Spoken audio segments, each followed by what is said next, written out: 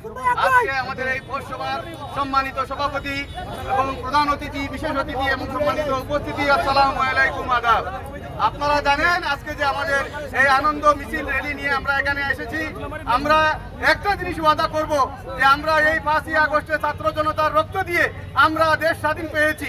সেই স্বাধীনতাকে মানে ঠিক রাখার দায়িত্ব আমাদের সবার।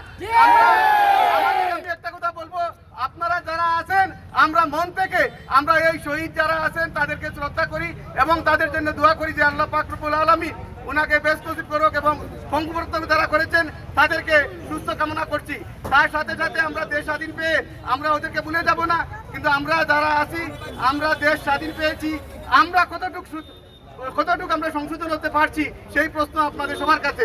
আমাদের একটা কথা বলতে আমি হয় যে কথাটা হলো, আমরা আমার মনের বিবেককে যদি প্রশ্ন করি আমরা দেশ স্বাধীনের পরে আমি কতটুকু ঠিক হয়েছি, আমি আমার বিবেক আমাকে বলে দিবে।